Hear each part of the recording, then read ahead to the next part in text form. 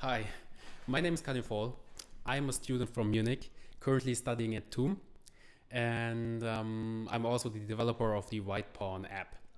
Today, I want to quickly talk with you about the new online features of the WhitePawn app.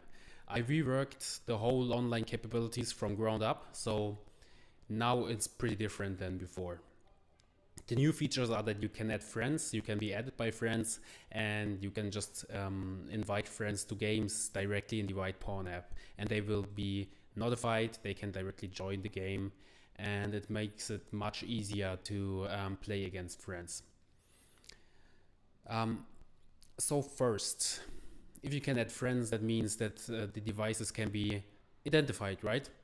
And normally, how it works on other apps is you need to register an account, and afterwards you can identify with your account. In the WhitePawn app, I don't want to force anyone to register an account. Because of that, I had to think more about how to identify the different devices. In the end, I will just give you a brief introduction because it's pretty technical. I solved it with asymmetric cryptography. That sounds hard right now, but it is not actually. Probably the math is hard behind it, but implementing it is not so hard. Basically, it works the same than a cryptocurrency wallet would work, like generating a new cryptocurrency wallet. Everybody that knows that is that everybody that knows crypto like has created a wallet knows that you don't need to provide any data to create a new wallet. That's because they use asymmetric cryptography, and that means you create two keys on your device, one private key, one public key, and your public key is your identifier. Exactly like that, it works in the WhitePawn app as well.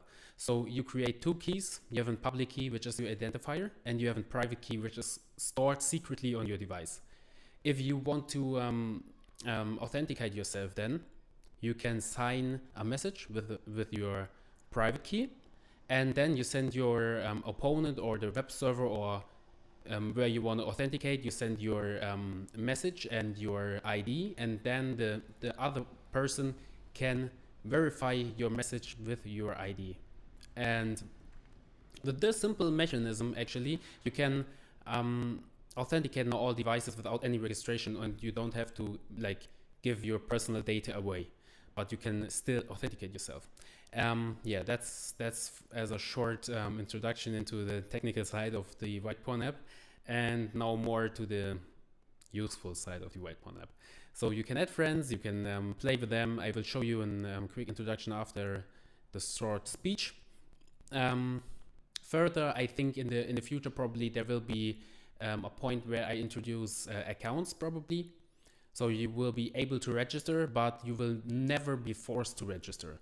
So you will be always able to use all the online functionality without any registration or giving away any data.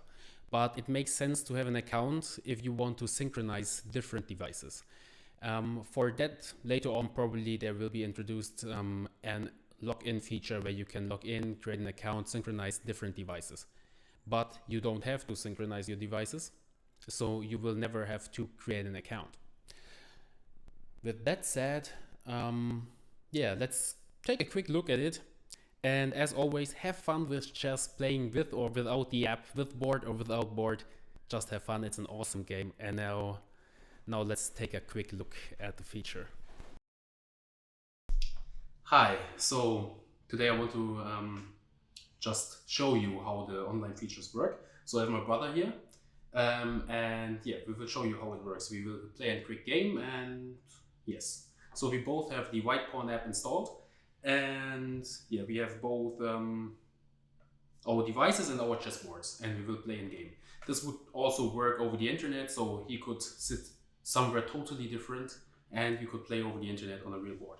So first thing is, we need to be friends in die App. Marcel, du müsstest den QR-Code mir zeigen, damit ich dich hinzufügen kann.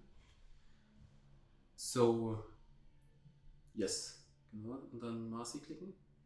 Yeah. So he has a QR code, so I can just add him in the app. So we use the QR code scanner to scan the app, and now I added him as a friend. Now you can just choose add friend as well. So we are both added now. You can see he's online and we can now play. So I will invite him to a new game. So I just go to new game. Then I will choose my color. I choose white because we already set up everything. So I want to be white. We can choose a clock limit, but we prefer to play without limit right now. And then I will just invite him. So you see, he gets an invitation, and now we are ready to play. So now it's free for me to make a move. I will just open with a pretty common move. And you can see on his board right here that the LEDs will indicate which piece he has to move. Now it's his turn and he can just play a move on its own. And now I would just say that you can enjoy the game. And is this the right piece? Yes. And yes, this one is the DGT board and DGT Bluetooth board, and this one would be the Millennium board together with the Chess Link device. So I will just continue talking a little bit while we're playing. This Bluetooth board, like all the DGT boards, are only compatible with Android devices. So it would not work to use them together with an iOS device. On the other side, the Millennium board is compatible with iOS devices. So that is probably a benefit of the Millennium board. Yes.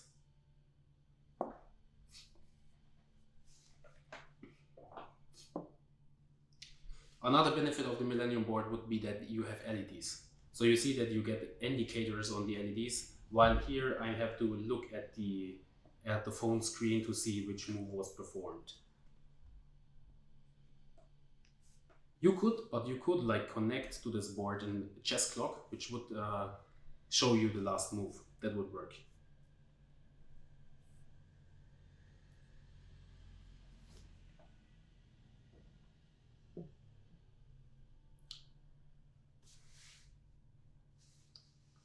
Yes. I think the haptics are also better on the DGT board. So it feels really good. It's huge. On the other side, Millennium has also a chessboard which is bigger. I don't have it, so I cannot say how it feels. But I think this one feels better than the exclusive one because it's just bigger and it has like better haptics.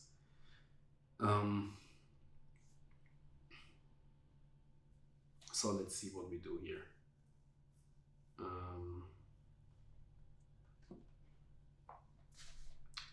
And the response time is a little bit faster. Like actually, it's faster on the Millennium board. This board has like lower response times, but if you use a DGT USB board with the USB-C connector, it is faster than this one. So this one would be the slowest. Then the DGT USB-C board is a little bit faster than this one. And the fastest by far is the Millennium board. Well, I want to make a video about that where you can see the differences. I can also enable voice assistance, so I can hear the moves played by my opponent. But I prefer playing without it because I think it's pretty annoying to always hear the voice.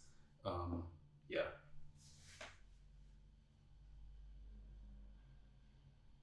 Yes.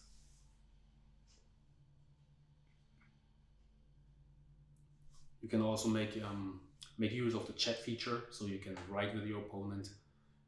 Pretty useful if the opponent is far away, then you can just write inside of the chat. You can just say, for example, here, you can just send him a cool peace smiley, which will be received by his device and displayed. So, what's also new, I can show you. So if I make a mistake right now, for example, I do this because I have not seen that. But now actually I want to go back. I can now request that by clicking this icon here and request a take back. If my opponent accepts the take back, I can go back and do another move. For example, now do the move I really want to do. For example, that one.